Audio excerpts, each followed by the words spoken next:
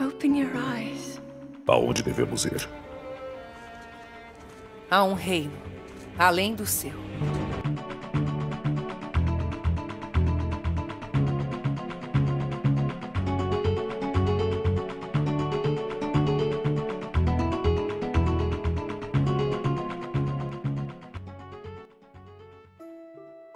Retomo uma vez mais a franquia Shining Soul. Neste vídeo, iremos abordar e destrinchar a sua continuação, Shining Soul 2, de Game Boy Advance. De antemão, já deixo bem claro, esse jogo é maravilhoso, um dos melhores, diga-se de passagem, do portátil da Big N, desenvolvido pela Nestec em parceria com o estúdio Grasshopper, teve a SEGA como publicadora nos saudosos anos de 2003. No caso, ano de lançamento no Japão, em 2004 para o resto do mundo globalizado. THQ ficando responsável pela versão europeia e a Atlus com a americana. Percebendo o grande sucesso de Diablo e Baldur's Gate Dark Alliance, Shining Soul 2 manteve o combate hack and slash de seu antecessor, acrescentando ainda mais masmorras e dobrando a quantidade de personagens jogáveis, de 4 no primeiro jogo, saltando para 8 no segundo. O jogo possui 10 masmorras que formam todo o enredo do jogo e mais 8 escondidas para que o jogador avance e explore cada centímetro à procura de ouro e loot. Aqui vemos algo fantástico para a época. Pasmem, o jogo possui multiplayer via cabo link. A pergunta é: você mal via um Game Boy Advance por aí? Ainda mais 2 com cabo link? Aí que entra a magia da emulação. Como o primeiro jogo, desfrutei horas e mais horas jogando com um amigo na infância. Séculos após a derrota de Dark Dragon, a luz se tornou forte, abrindo caminho para o ressurgimento das trevas, pois onde há de haver luz, sempre haverá sombra. O cristal, na posse do rei Marcel e da rainha Yvonne de Clanton, que ao longo de toda a história reflete o equilíbrio entre luz e escuridão, muda de brilhante para nublado. Enquanto isso, um único alquimista chamado Gillespie, membro de uma ordem negra conhecida como os Cavaleiros do Caos, inicia seu plano nefasto, procurando fazer amizade com o cavaleiro de maior prestígio do rei Marcel. Deatarte é seu nome. Tempo depois, Gillespie desaparece, deixando para trás algo chamado Fruto Proibido, ficando na posse do cavaleiro. Movido pela curiosidade, Deatarte come a fruta. Deste momento em diante, é corrompido pela escuridão que apodera de seu coração. Mais tarde, um torneio foi elaborado no Coliseu Clanton, cujo qual foi interrompido com a notícia de que a princesa Camille havia sido sequestrada. Neste momento, o rei Marcel ordena que seu inestimado cavaleiro resgate a princesa. Deatarte finge obedecer. Em vez de seguir o caminho e desvendar o sequestro, se junta aos Cavaleiros do Caos. Próximo às muralhas do reino, goblins se preparam para atacar. O rei Marcel, preocupado, envia um jovem promissor integrante do torneio. No caso, o personagem que for escolhido pelo jogador desempenhará este papel.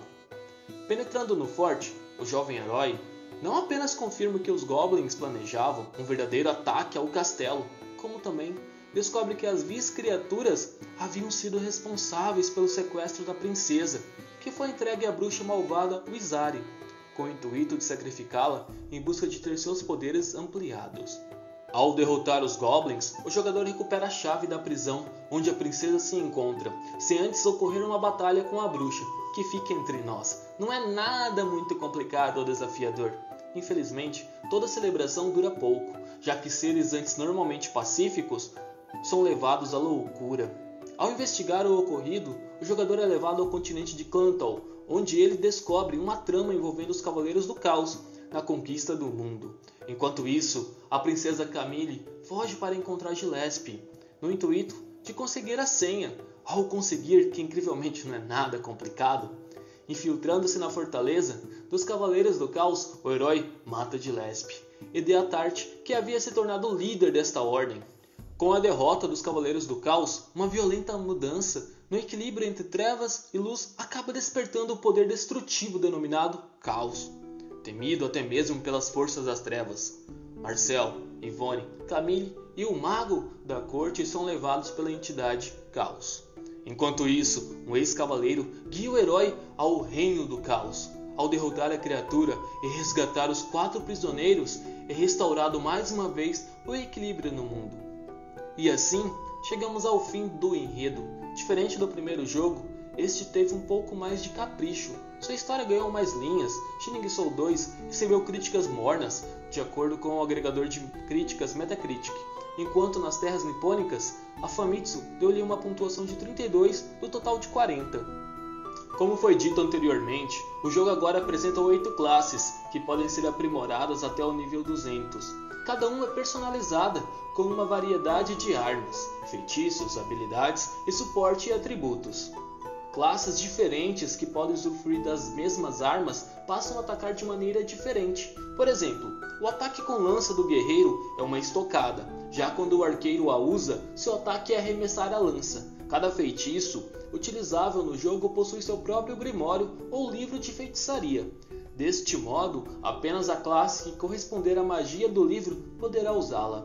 Cada personagem pode equipar até 3 armas e 3 itens para uso e alternar entre eles a qualquer momento do jogo. Além do equipamento normal, um item chamado por Alma também pode ser equipado, este que passa a ser carregado ao derrotar inimigos. Assim que cheio, pode ser liberado para infligir danos massivos aos inimigos próximos. Este item vem em vários tipos elementares e níveis de eficácia, classificados nos algarismos romanos 1, 2, 3, 4 e 5, sendo 5 o mais forte, consecutivamente levando mais tempo para ser carregado. Além de contar com armaduras, os personagens também possuem resistência a vários elementos como fogo, gelo, trovão, luz, escuridão e veneno. Todas elas podendo ser aumentadas através de equipamentos ou ao receber dano de um tipo específico de elemento, ganha-se mais resistência a ele, mas ao ser morto pelo ataque correspondente, terá um decaimento à sua resistência. A divisão de classes é algo fantástico, um primórdio, pelo menos a meu ponto de vista. Falaremos a respeito de cada uma. Warrior, classe de combate corpo a corpo, que por sinal é bem equilibrada, corresponde ao nome de Eric por padrão, mas chamado de Alex nas terras nipônicas. Archer, ataca de longe usando arcos e lanças, invoca criaturas da floresta, seu nome padrão é Hyuin, enquanto no Japão é chamado de Luin. Feiticeira, carrega uma variedade de feitiços elementares ofensivos a certa distância. Nome padrão, Premiera. No Oriente ficou conhecida como Pamela. Dragonute, a classe melee do jogo, sendo a mais lenta, algo que é compensado pelo dano causado aos inimigos. Seu nome é Tirot, ficando Tiros no Japão. Dark Wizard, faz uso de magia das trevas, conhecido como Armand no Ocidente e Bloodstar no Oriente. Brawler, a classe ofensiva mais poderosa e rápida, infelizmente está sujeito a altas quantidades de dano, então evite ser atacado. Seu nome como padrão é Zashis, mas chamado por Sashis pelos orientais. Ninja, uma classe veloz de médio alcance que usa uma mistura de feitiços e ataques físicos. Carrega apenas um nome, tanto no Oriente quanto no Ocidente, sendo chamado por Raizen. A última classe é um personagem secreto do jogo, o Mago das Trevas, disponível apenas quando o jogo for finalizado. Indo além dos jogos do seu tempo, Shining Soul 2 traz um modo multiplayer. Muito semelhante ao próprio Diablo, os jogadores navegam nas masmorras enfrentando monstros, trocando itens entre si, o grupo podendo apenas mover de área quando cada personagem do jogo tiver passado pelo ponto de saída ou morrer. Algumas classes sendo mais úteis no modo multiplayer, como sacerdotisa ou arqueiro. Para ser sincero com vocês, esse jogo é fantástico. Jogar ele em co-op com um amigo torna a diversão ainda mais intensa. Prepare boas horas de seu dia e embarque nessa jornada do herói.